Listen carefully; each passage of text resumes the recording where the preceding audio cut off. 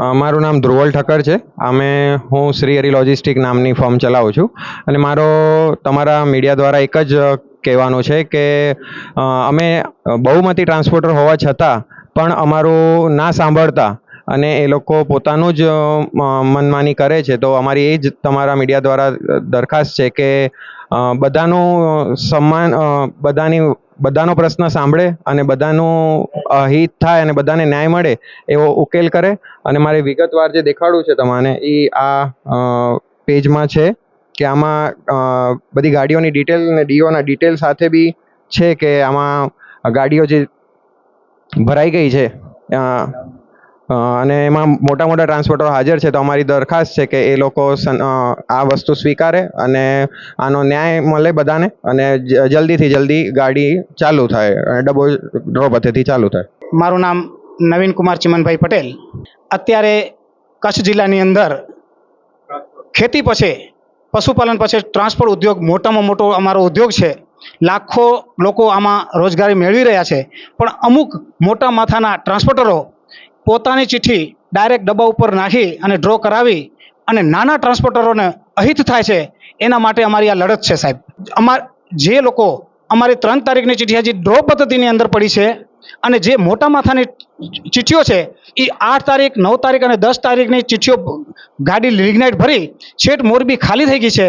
આ વાતની અમને જાણ થતાં અમે ટ્રાન્સપોર્ટર ભાઈઓ અત્યારે 32 થી 35 ટ્રાન્સપોર્ટરો ભેગા થઈ એ સામે પક્ષવાળાને રજૂઆત કરી કે ભાઈ આવું કરો છો, છતાં એ લોકો પોતાની મનમાની કરી બળજબરીથી કરી અને આજે ડ્રો પદ્ધતિ એ ચલાવવા માંગતા હતા. પણ એને આજે અમે ડબ્બા ઉપર આવી અને બધાએ સાથે અમે ભેગા થઈ અને અમે ડ્રો પદ્ધતિ જ્યારે બંધ કરાવી છે. એમાં ટ્રક માલિકો પણ સાથે છે, મોટા મોટા બીજા દુકાનોવાળા છે, ટાયરવાળા છે, ગાડી માલિકો છે, બધા અમારી સાથે છે. મારું નામ કૃષ્ણભાઈ કોઠીવાર છે અને રાધિકા એન્ટરપ્રાઇઝ કરી અને હું ટ્રાન્સપોર્ટ પેટી ચલાવું છું. અને આખી જે ઘટના બની છે એમ કહેવાય કે ટ્રાન્સપોર્ટ ઉદ્યોગ કચ્છમાં મોટામાં મોટો ઉદ્યોગ છે અને નાના શ્રમજીવો અને નાના માણસો માટેનો આ મોટો રોજગાર છે. ખેતી પછીનો બીજો જો વ્યવસાય હોય તો ટ્રક ટ્રાન્સપોર્ટનો ધંધો છે અને 5000 થી 6000 મોટી ટ્રકો અમારે લિગ્નાઇટમાં બધી જગ્યાએ માઇન્સમાં પણ ચાલુ છે. એ આપ બધે ધ્યાન જ છે. અને આખી જે ઘટના બની છે એ એવી રહી છે કે અત્યારે જે ટોટલ ડબ્બામાં જે ડ્રો પદ્ધતિ ચાલુ હોય એ જીતી વખતે ટ્રક એસોસિએશન હલાવતું, પણ એના કોઈ વિવાદના કારણે ટ્રાન્સપોર્ટ એસોસિએશન આ ડ્રો પદ્ધતિ ચલાવે છે ઘણા સમયથી. હવે આનામાં થયું એવું છે કે જે આ ટ્રાન્સપોર્ટ એસોસિએશનના હોદ્દેદારો છે, કેમ કહેવાય પ્રમુખ સાહેબ છે, જેમ કે સતીશભાઈ મીરાણી, અને એમના એક કામગીરી એક માણસ કામ કરે છે જેની ઓફિસમાં કામ કરે છે એવી એક ટ્રાન્સપોર્ટ. આ 2 ટ્રાન્સપોર્ટવાળાએ શું કર્યું છે કે તમને હું સાદી ભાષામાં સમજાવું કે નનકો ટ્રક માલિક પણ સમજી શકે. અત્યારે અમારી સિસ્ટમ એવી છે, એ હાર્દિકભાઈની ટ્રાન્સપોર્ટ છે અને સતીશભાઈ મીરાણીની ટ્રાન્સપોર્ટ છે, એક જલિયન ટ્રાન્સપોર્ટ અને શ્રીરામ લોજિસ્ટિક 2 ટ્રાન્સપોર્ટો છે. આ લોકો જવાબદાર વ્યક્તિઓ છે. આને કર્યું શું છે એ તમને સાદી ભાષામાં નનકો ટ્રક માલિક પણ સમજે એ માટે તમને સમજાવું કે અમે અત્યારે જાણે કે ડબ્બામાં ચિઠ્ઠી રાખીએ ટ્રાન્સપોર્ટર, તો જેવી માઇન્સમાં જગ્યા થાય એ પ્રમાણે અમારી ગાડીઓ ભરાતી હોય તો અમે બધા ટ્રાન્સપોર્ટરની જાણે ચિઠ્ઠી અમે 3 થી 4 તારીખની અમારી ચિઠ્ઠીઓ પેન્ડિંગ હતી એ નથી ભરાણી અને અમારી બાકી હતી ચિઠ્ઠીઓ. અને તેમ છતાંય આ જે 2 થી 3 ટ્રાન્સપોર્ટવાળાની ચિઠ્ઠીઓ 6, 7 અને 8 તારીખની ચિઠ્ઠીઓ ભરાઈ અને મોરબીમાં ખાલી થઈ ગઈ છે ગાડીઓ. તો આના કારણે અમને મોટું આર્થિક જોખમ ઊભું થયું છે નાના ટ્રાન્સપોર્ટરોને, કે મોટા ટ્રાન્સપોર્ટરો પોતાનો હોદ્દાનો દુરુપયોગ કરી અને આ રીતે પોતાની ચિઠ્ઠીઓ એડવાન્સમાં ડ્રો કરી અને એક કારસ્તાન કરેલું છે, આ મોટું કૌભાંડ કરેલું છે, એનો અમને વિરોધ છે. અને બીજું અમે એવું ઈચ્છીએ છીએ કે હવે જે કાંઈ ડ્રો પદ્ધતિ થાય એ સ્વચ્છ રીતે થવી જોઈએ અને વહીવટેનું સારું હોવું જોઈએ. એના માટે સવારે જ અમારી એક કોર કમિટી મળી હતી અને એમાં કચ્છના ટ્રાન્સપોર્ટને લગતા ટ્રક માલિકોનું મોટું એક મંડળ હાજર હતું. એની વચ્ચે એક સવારના 10 વાગે સમજૂતી થઈ હતી.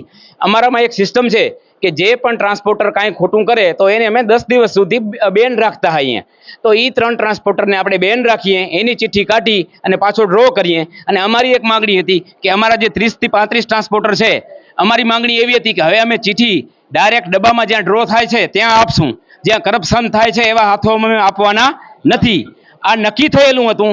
12 વાગે ડ્રો થયો, પાછી 1 વાગે ચિઠ્ઠી એકઠી કરવાની હતી. અમે અમારી 150 થી 200 ચિઠ્ઠી એકઠી કરીને અત્યારે ભેગી કરેલી છે. તેમ છતાંય અહીંયા જે ડ્રો પદ્ધતિ ચાલુ છે એનામાં આ કહેવાતા વહીવટદારો દ્વારા એવું કહેવામાં આવ્યું છે કે જે 30 જણાની ચિઠ્ઠી છે એનો ડ્રો ન કરવામાં આવે, તો અમે સારું કરવા માંગીએ છીએ ને એ ખોટું કરવા માંગે છે. અમે એવું નથી ઈચ્છતા કે ડ્રો ન થાય, કેમ કે નાના માણસોની રોજગારી ટ્રક ટ્રાન્સપોર્ટમાં પાછળ છુપાયેલી છે. અને અમારી જો 150 ચિઠ્ઠીની ડ્રો ન કરે તો આનું આખું તારણ એ નીકળે કે પોતાની ચિઠ્ઠીની ડ્રો કરે, એની ગાડીઓ ભરવા જાય, અને અમારી 3 થી 4 તારીખની જે ગાડીઓ ભરવા નથી ગઈ, અમારો જે માલ પેન્ડિંગ પડ્યો છે લિગ્નાઇટ, એ ઉપાડવા માટે અમારે ન છૂટકે ડાયરેક્ટ ગાડી મહીસમાં મૂકવી પડે એવી પરિસ્થિતિ આવી ગઈ છે અત્યારે. પણ એનો પાપના ભાગીદાર અમે થવા માંગતા નથી, કેમ કે ડબ્બો તૂટશે તો નાના માણસની રોજગારી જૂટવાઈ જશે. તો આપના માધ્યમથી મારી આ ટ્રક માલિકોને, જે ચૂંટાયેલા પ્રતિનિધિઓને, માનનીય કલેક્ટરશ્રીને, સંસદશ્રીને, ધારાસભ્યોને વિનંતી છે કે આપ આમણેમાં મધ્યસ્થી કરી અમારા નનકા ટ્રાન્સપોર્ટ માલિકોનું જોવો અને આની મધ્યસ્થી કરી અને કાંઈ પણ સમાધાન કરીને પછી ડ્રો કરવામાં આવે. જો સમાધાન વગર કોઈ એક પક્ષને અન્યાય થશે ને ડ્રો થશે તો જે ડબ્બો કહેવામાં આવે એની તૂટવાની પૂરી શક્યતા છે. એના નનકા પાપના ભાગીદાર અમે નાના ટ્રાન્સપોર્ટર થવા માંગતા નથી. તો ફરીને જનપ્રતિનિધિઓને વિનંતી છે કે આપે આજ સાંજ સુધીમાં સમાધાન કરો અને કાલે એક મિટિંગ બોલાવવાનું, સમાધાન કરી અને સર્વેનું શાંતિ જળવાય, સર્વેનું હિત જળવાય એવો કાંઈ નિર્ણય કરો. અમે એસપી સાહેબને અને માનનીય, તમને ખબર જ હશે કે અમે જે કાલે આવેદનપત્ર આપ્યું હતું, તો નવગણભાઈ આહિરને પણ આવેદન આપ્યું હતું અને બ્રિજરાજભાઈને પણ અમે આવેદનપત્ર આપ્યું હતું. અમારે જે પરિસ્થિતિ છે જેના કારણે 2 વ્યક્તિઓ અત્યારે જવાબદાર છે અમારે ટ્રક માલિક મંડળમાં, અને એની સાથે અમે રાજેશ મમ્મુભાઈ આહિર છે અમારા, એને પણ આપ્યું હતું, એસપી સાહેબને પણ આવેદન આપ્યું હતું કે ભાઈ જ્યાં સુધી સમાધાન ન થાય ત્યાં સુધી ડ્રો પદ્ધતિ બંધ કરવામાં આવે. પણ તેમ છતાંય ડ્રો પદ્ધતિ સારી રીતે ચાલે એ અમુક માણસો ઈચ્છતા નથી, જેના કારણે અવરચંડાઈ કરી અને કોઈ પણ રીતે એક સમાધાન નથી થયું. તેમ છતાંય એ ડ્રો પદ્ધતિ ચાલુ કરવાની ટ્રાય કરીને અમારે 150 થી 200 ચિઠ્ઠી છે ને સાઈડમાં રાખવાનું એક પાપ કરેલું છે. જો 200 ચિઠ્ઠી સાઈડમાં રાખશે તો ન છૂટકે ટ્રાન્સપોર્ટર માલિક ક્યાં જશે? જે નથી અમે રસ્તે જવા માંગતા એ રસ્તે જવા માટે અમને આ પ્રેરી રહ્યા છે. અને અમારી બહુમતી છે, 32 થી 33 ટ્રાન્સપોર્ટર અમારા ભેગા છે, ટોટલ 58 છે. એમાંથી પગલું એ હશે કે અમે જાહેર જનતા પાસે જશું અને વિનંતી છે કે આજે અમે અમારા સોશિયલ મીડિયાના માધ્યમથી અને અખબારના માધ્યમથી પેપરમાં એક જાહેરાત આપશું. એ જાહેરાત આપણે જાણી અને કાલે, આજે સાંજે શું નિર્ણય થશે ને જો કાલે તમને અખબારમાં કાંઈ માહિતી જાણવા મળે તો તમે અમારા સમર્થનમાં પૂરેપૂરું સમર્થન અમે કઈ જગ્યા ઉપર આવો એવી અમારી આશા છે. ચક્કાજામ અમે કોઈ કરશું નહીં. સરકારી પ્રોપર્ટીને નુકસાન થાય એવું અમે ક્યાંય ઈચ્છતા નથી. અમે સૌ જાગૃત ટ્રાન્સપોર્ટ માલિકો છીએ, એટલે પબ્લિક હિતને ક્યાંય નુકસાન થાય એવું અમે કાંઈ કરવા માંગતા નથી. પણ હા, કોઈને અન્યાય થશે તો એ પણ અમે સહન નહીં કરીએ. At SPU, education isn't just about today, it's about building a better tomorrow.